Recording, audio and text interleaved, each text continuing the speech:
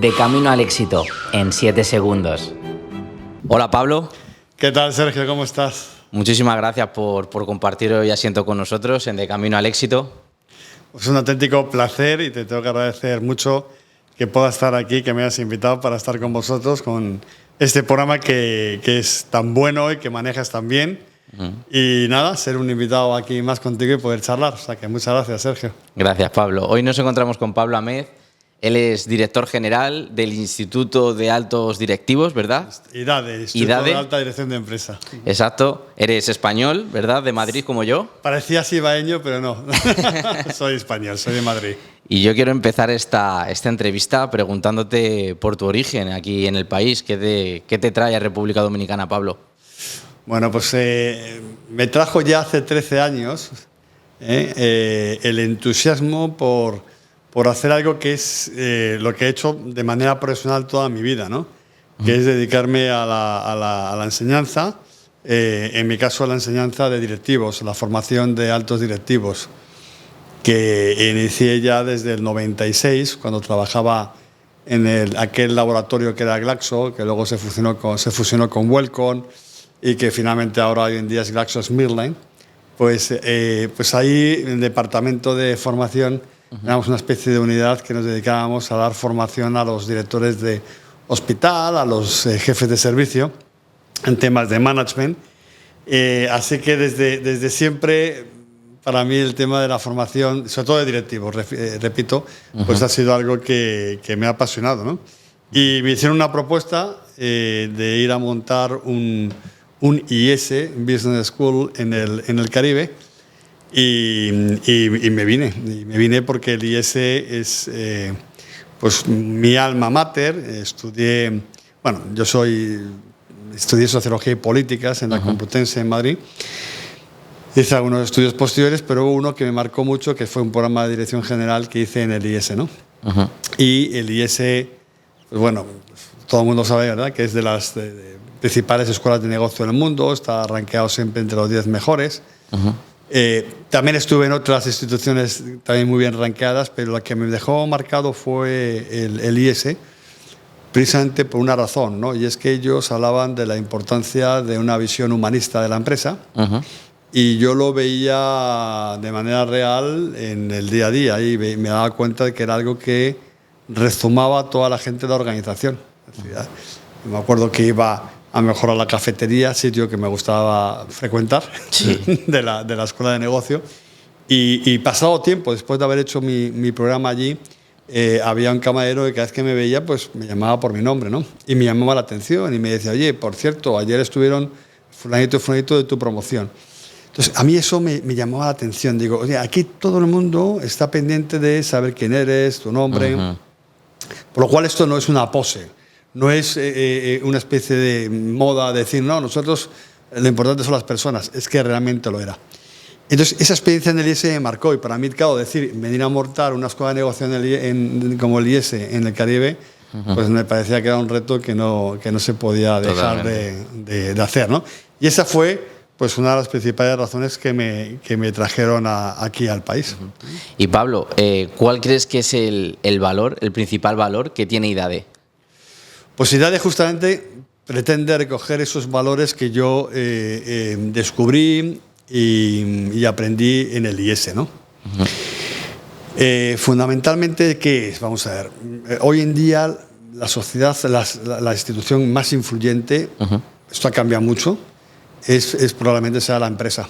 Es decir, las sociedades actuales, las empresas medianas, pequeñas, las transnacionales, tienen una influencia muy grande en la sociedad e incluso en los hábitos más concretos de las familias, ¿no? Hábitos de consumo, hábitos de vida, ¿no? Entonces, me parece que los que tenemos una cierta mentalidad quijotesca, si quieres, que nos gusta mucho a la gente, que nos gustaría tener una sociedad mejor, pues me parece que una forma de ayudar a transformar la sociedad siempre es la educación, en todos los niveles, y uno de esos niveles es ayudar a ser mejores directivos y mejores personas aquellos que tienen mucha más influencia en las sociedades, que son aquellos que dirigen, aquellos que tienen cargos de gobierno, ¿no? Entonces, poder tener con ellos conversaciones en un entorno pues, cordial, de respeto a la libertad de cada uno, pues me parece que es muy atractivo, ¿no? Sí. Y IDADE trata de ser eso, trata de transmitir un mensaje muy importante, ¿no? Es los empresarios y directivos tienen una tremenda labor social, no viven aislados de la sociedad, están dentro de un contexto. La sociedad necesita de la empresa y la empresa necesita de la sociedad. Y, por lo tanto, una visión adecuada a esto, que la empresa no sea problemática, es cuando la empresa se da cuenta de que es una comunidad de personas y no una serie de activos. Entonces, cuando la empresa se da cuenta de que lo que es realmente una comunidad de personas, pues entonces pone al ser humano en el centro de la organización.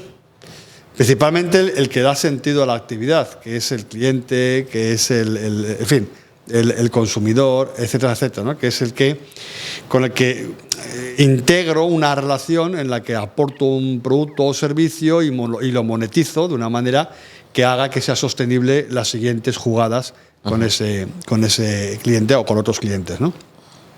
Esta es la clave, ¿no? ¿Cómo sirvo bien? ¿Cómo tengo una clientela cautiva? Porque satisfago necesidades reales de esta gente de una manera adecuada a cómo se consume ese producto o servicio en la actualidad, ¿no? Este es el centro, ¿no? Entonces, si el centro es la persona, pues entonces también es el trabajador, ¿no?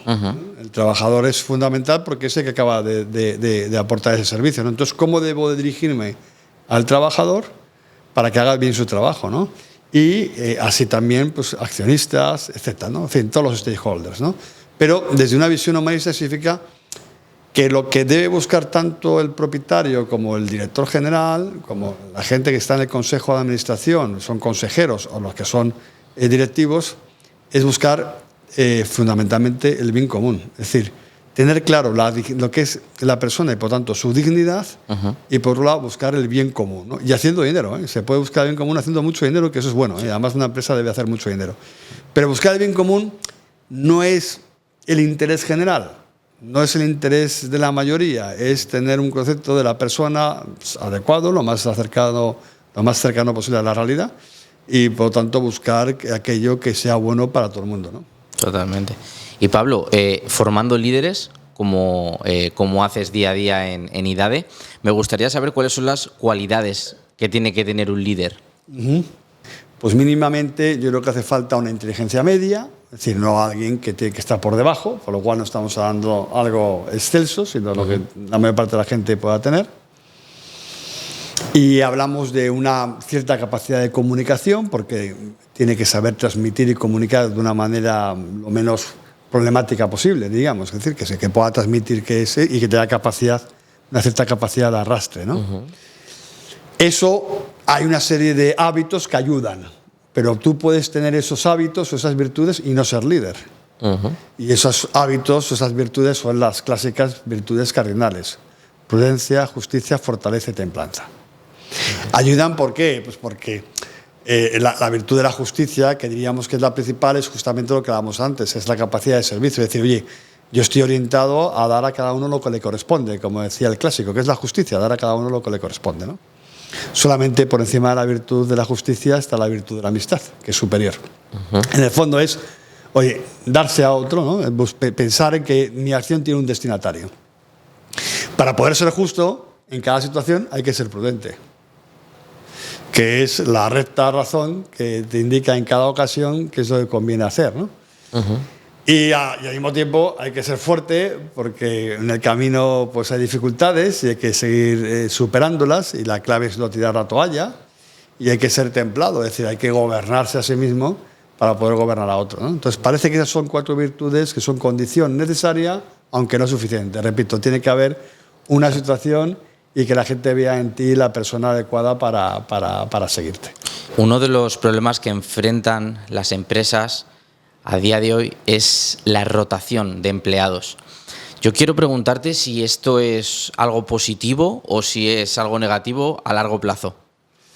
Bueno, pues depende del tipo de empresa. Lo primero es depende. Hay empresas que justamente basan su modelo de negocio en una alta rotación. Por ejemplo, ese era el modelo, por lo menos antes de las grandes consultoras, en las que la política es o subes o te vas. Y entonces lo que hacían eran, bueno, metían mucha gente, mucha rotación en la pirámide de la organización para tener pues gente recién salida de las universidades, trabajando muchas horas, sabiendo que no todos iban a poder subir y llega un momento que tienen que salir de la organización. Y quien va subiendo son los mejores, por lo cual va a ser una estructura un poco darwinista, ¿verdad? Se va seleccionando los mejores que van subiendo a lo largo de la consultora. Ese modelo puede ser interesante para esto porque el que entraba ya ahí, el recién licenciado, sabía que no iba a durar probablemente más de 2 años, pero para él era como hacer un máster y tendría luego mucho prestigio en el mercado laboral y era fácil que se colocara en algún sitio. Por lo tanto, todo esto depende de cómo es tu empresa y cómo es tu modelo de negocio. Si yo pienso, por ejemplo, en mi empresa, que es una escuela de negocio y que, por lo tanto, es una empresa de nicho, va dirigida a una población pequeña, que son pues, empresarios, propietarios, altos directivos, dirección media, pues lo importante es todo lo contrario, es tener una rotación baja y personal que sea pues, muy constante y muy leal y que mantenga unos vínculos, unas relaciones de largo plazo con toda esa comunidad de directivos para que podamos acompañarles y ayudarles en los retos que van enfrentando en cada momento, ¿no? Claro, en mi caso, por ejemplo, en el caso del sector de escuelas de negocio, una rotación por encima de un 4 o un 5% es muy peligroso, ¿no? Entonces, cuando tienes una escuela de negocio con una rotación de un 25%, tú ya sabes que esa escuela va a tener muy difícil los próximos años, ¿no? Aunque no se ve de golpe, pero van a empezar a tener problemas porque los egresados llegan y no conocen a nadie, ya no hay... no ocurre lo que yo te contaba con el IS, ¿no? El alumni ya no reconoce a la gente que hay dentro ahí. Bueno, ¿cómo conseguir que esa haya una cultura con una rotación baja cuando te conviene que haya una rotación baja? Que es en una gran mayoría de las empresas. Yo siempre parto de lo mismo, Sergio. O sea, me parece que hay una parte importantísima y a partir de ahí ya otras cosas. Pero la condición necesaria, la condición de posibilidad, es que los propietarios se lo crean. Es decir, que la intencionalidad del que tiene una empresa es que quiere desarrollar a la gente. La gente es importante. Okay. Si esto no es, y lo único que busca el empresario es maximizar eficacias, maximizar ganancias, si lo único que quiere y para lo que ha montado la empresa es para ganar dinero, lo demás es manipulación y sinceramente acaba no funcionando y acaba no funcionando todo. Y pierde la credibilidad. O sea, hay una cosa que hay que tener en cuenta. Hablábamos de liderazgo antes. Leonardo Polo es un filósofo que yo sigo mucho. Yo creo que es el gran filósofo del siglo XX, siglo XXI. Murió hace ya unos años. Decía algo que decía, oye, el capital social por excelencia es la confianza. Si tú observas cualquier tipo de interacción humana, se basa por lo menos en un mínimo de confianza. Desde la relación más fría y distante de los mercados de valores en Wall Street, que cuando se pierde la confianza baja la bolsa, hasta las relaciones de entrega más profundas y totales y plenas, que es una relación matrimonial. Toda se basa en la confianza y cuando la confianza se trastoca, se dificulta mucho la relación. Y una organización es un entramado de relaciones. Entonces, la confianza es vital. Y la confianza inicia, condición de posibilidad, cuando el propietario de verdad se lo cree y dice, oye, mira, yo no he montado esto únicamente para ganar dinero. Únicamente, claro que quiero ganar dinero. Cuidado, esto, claro, hay que dejarlo claro. Y la empresa debe ganar dinero. Me repito, no únicamente. El problema de cuando digo únicamente es que sesga cualquier tipo de finalidad a una sola finalidad, ¿no? Es decir, capa todas las capacidades y posibilidades de una empresa. Ahora, cuando tiene claro que, oye, tengo una responsabilidad sobre 50, 100, 1000, 3000, 5000, 20.000 personas y sobre las familias de esas personas que trabajan dentro, pero además también sobre los consumidores de mis productos, etcétera, etcétera, etcétera, y sobre proveedores que dependen también de mí. Y voy dándome cuenta del impacto social que tiene la institución. Digo, hombre, pues es una oportunidad para tomárselo muy en serio, ¿no? Y decir, mira, no. Como decíamos antes, yo voy a poner en el centro a la persona. Porque además es lógico, si el origen de la economía es el hombre, el fin de la economía tendrá que ser el hombre, no la economía en sí misma, ¿no? Entonces, si eso lo tiene claro y tiene identificado que su empresa tiene la misión de satisfacer unas necesidades concretas de un colectivo concreto, ya tiene mucho ganado. Porque a partir de ahí buscará de manera natural, no de manera artificial o manipulativa, cómo generar una cultura o un entorno de trabajo que sea cada vez más apasionante y más retante. Digo esto porque ahora me meto, si queréis, en eso y hablamos del salario emocional y otras terminología moderna para hablar de esto, ¿no? Yo soy poco de terminologías modernas, sino de irte a la esencia. Sí. Pero todo esto que implementa mejor recursos humanos, si el propietario no lo tiene claro, estamos poniendo parches. O sea, no, es un tema complicado, ¿vale? Y genera más desconfianza que confianza. Es mejor decir abiertamente, mira, yo aquí he montado esto para ganar cuartos, que quede clarito, y a partir de quien quiera estar conmigo, que esté, y vamos a interactuar, yo te voy a pagar bien, que jugar a lo que no soy. ¿Vale? Es decir, la hipocresía en la empresa se paga al final, ¿no? Podríamos decir que la cultura de trabajo, una buena cultura de trabajo, es lo que hace que una empresa tenga diferentes generaciones, ¿verdad? Trascienda. Me gustaría preguntarte por algún buen ejemplo que sepas tú de cultura de trabajo, alguna empresa que tenga una cultura de trabajo para que todos aquellos que nos estén viendo puedan hacerse una idea de cómo es un buen ejemplo. Bueno, pues buena cultura de trabajo, por ejemplo, podría ser, se me ocurren ahora mismo, hacia vos de pronto, 3, el IS, el IPADE y el IDE. Vale. Son 3 escuelas asociadas, el IS en España, aunque tiene sede también en Barcelona, en Madrid, en Múnich, en Nueva York, en San Paulo y en Shanghái. El IPADE en México, que tiene en 3 ciudades diferentes, y el IDE en Ecuador, que tiene en Quito y en Guayaquil, ¿no? Y cuando las he visto, las he visitado o he estado en ellas, he visto esa gran cultura de trabajo. Esa gran cultura de trabajo tiene que ver con lo que decía yo antes, que es que tienen un conocimiento del hombre profundo, en el que el hombre no es solamente pura materia. Vale. Si pienso que el hombre es pura materia, no tiene más, pues entonces yo las únicas necesidades que voy a cubrir son las necesidades materiales, es decir, el sueldo.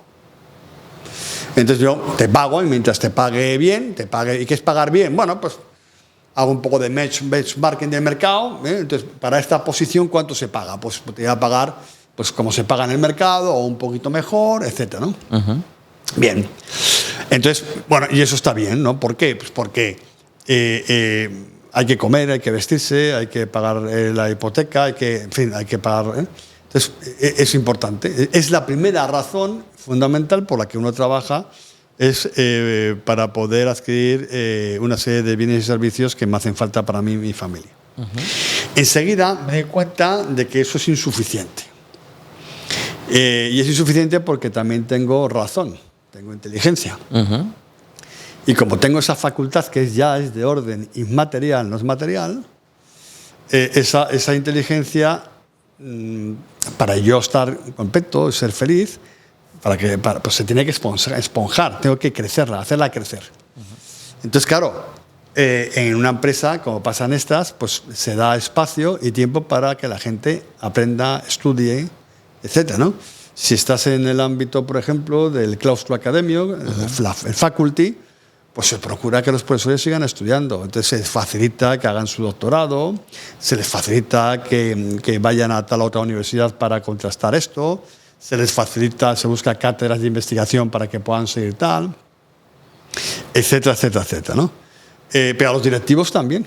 Se les facilita a los directivos, llegado el momento, pues que hagan un máster importante, que hagan un programa de alta dirección, cosas que tienen que ver con su... Desarrollo. Y se elige bien, claro, y se elige bien qué hacer, ¿no? Luego, recursos humanos está muy pendiente de la organización y de su bienestar, pero suelen ser, recursos humanos tienen muy claro que su cliente principal no es toda la empresa, son los directivos. Okay. ¿Por qué es bueno tener en cuenta que son los directivos? Porque son los directivos los que luego tienen la relación diaria con los colaboradores. Ajá. Y de recursos humanos conviene que no bypasse o puentee al jefe directo. O dicho de otra manera, hemos hablado antes de la importancia de la dignidad humana. Ajá. Hemos hablado del bien común que se asocia a la dignidad humana. Pues ahora vamos a hablar de un principio que la gente ha olvidado, que es el principio de subsidiariedad. ¿Qué es el principio de subsidiariedad? Pues lo que hace referencia es que al hombre, como es inteligente y tiene voluntad, es libre. Y eso implica que si es libre es responsable. ¿Y eso qué implica? Implica que hay que ayudar a la gente a que tenga autonomía. A que la gente aprenda a decidir por sí mismo. Por lo tanto, en recursos humanos tienen que ayudar al jefe, da igual en qué nivel, a que sepa manejar mejor a sus colaboradores. Por lo cual, recursos humanos en estas empresas tienen una labor clara de staff, en la que su cliente interno principal son los directivos de cualquier nivel, que le dan ayuda y soporte para que puedan hacer su trabajo mejor. Pero no hacen el trabajo del directivo, que es una tentación a veces. Y entonces el directivo lo que hace es irse separando de la relación y solamente queda en un orden y mando y al final no consigue las sinergias. Fíjate que creo tan importante. La gente necesita tener autonomía porque siente que crece. La gente no está hecha para depender permanentemente de alguien. Tengo que huir del talento dependiente. El talento dependiente solo se dirige por tareas. No tiene iniciativa. Hay que decirle todo. Y lo único que busca, temerosamente, es no cometer errores. Claro, personas que están pendientes de no cometer errores, pues no están en donde tienen que estar. Entonces, claro, el directivo, recursos humanos, tiene que apoyar a los directivos para que desarrollen un talento independiente. Y eso es posible porque tienen un conocimiento del ser humano, repito, inteligencia y voluntad, y por tanto condición de posibilidad de la libertad. Y la libertad se ejerce ejerciéndola. Exacto. Elegir es también descartar. En la elección descartas más de lo que eliges. Porque si hay 4 alternativas, eliges una y descartas 3. Pues eso es decidir. Y decidir hay que aprender a decidir bien. Hay un proceso ordenado para decidir. ¿Cuál es la virtud clásica que ayuda a decidir bien? La virtud de la prudencia o la sabiduría práctica, que es la principal que hay que desarrollar en la gente. La personal y la directiva en este caso. Entonces, vas desarrollando esa capacidad. Dices, bueno, pero solamente la gente quiere algo material y solamente quiere decidir mejor y tener autonomía y desarrollarse más. No. Hay otro componente desconocido en el siglo XX, conocido en el siglo XXI y que tiene claro que descubre, como otras muchas cosas, Leonardo Polo, que es la libertad no puede tener como destinatario la propia libertad. La libertad por la libertad no tiene sentido, porque método y tema no puede ser lo mismo. Entonces, ¿cuál es el fin, el tema de la libertad? El amor. En la empresa le llamamos servicio. Vale. Es decir, el destinatario de mi libertad es la persona o el departamento para el que yo hago lo que hago. Sí. Por lo tanto, lo siguiente que me hace falta es tener sentido a los objetivos y sentido a la transacción económica que tengo contractualmente con la empresa. Y por tanto me hace falta tener un contexto general, me hace falta desarrollar propósito. Me hace falta que el propio propósito personal mío lo pueda ir viviendo, identificándolo o alineándolo con el propósito de mi equipo y de la institución. Uh-huh. Entonces ya tienes ahí 3 elementos que son importantísimos, que luego se podrán concretar de formas diferentes, ¿verdad? Pues hablabas de salario emocional, ¿no? Pues el salario emocional se puede concretar de muchas maneras. Y eso, pues, ahí está la creatividad, sí. Ahí está cada empresa, sus posibilidades, qué es lo que conviene y lo que no conviene. Pero los principios generales son los que yo estoy diciendo ahora, ¿no? Principios generales es, el hombre es materia, es inteligencia, es voluntad, por lo cual necesita cosas materiales para sobrevivir, necesita conocer, crecer intelectualmente y necesita poder entregarse, querer, tener un destinatario. Cuando algo de eso falla, la cosa va mal. Las 3 son 3 pilares que hay que estar permanentemente viendo cómo, mientras consigo los objetivos, voy desarrollando estas cuestiones, ¿no? ¿Qué es una escuela de negocio como IDADE? O sea, cuando montamos IDADE, pues justamente es para cómo apoyar, cómo acompañar a esos directivos a que vayan tomando mejores decisiones, a que hagan mejor uso de su libertad, tomando decisiones ante problemas no estructurados, que son los propios de un directivo, problemas no operativos. ¿Cómo hacer eso?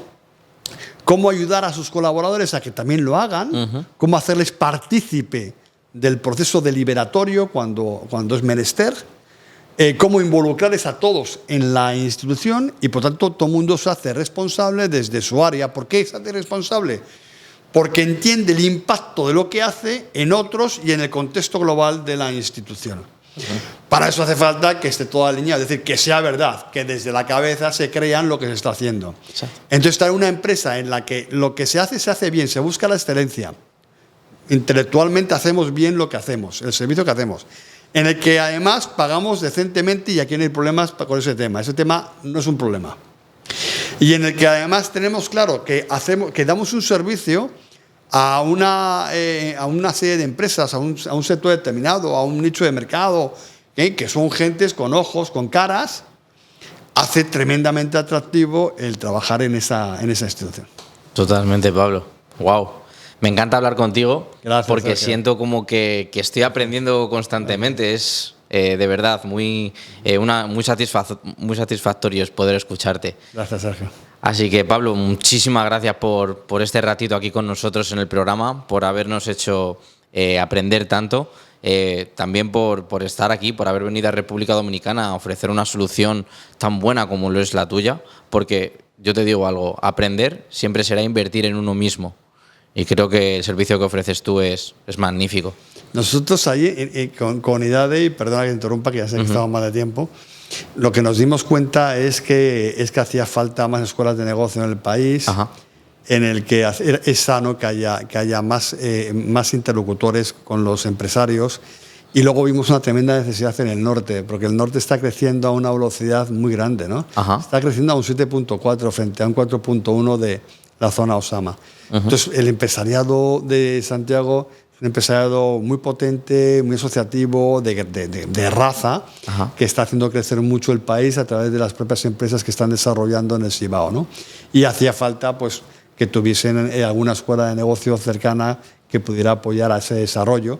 Y esa fue una de las razones de cómo ayudar al resto del país, primero ayudando fundamentalmente a la zona norte y desde ahí al resto del país. O sea que en IDADE tenemos muy claro el momento histórico que está viviendo República Dominicana, las necesidades que están teniendo y los grandes retos que están viviendo los directivos, y nos hemos focalizado sobre todo, no únicamente, pero sobre todo ahora en el Cibao, para poder ayudar en los próximos años, que van a haber retos tremendos y van a hacer de este país un país más grande todavía.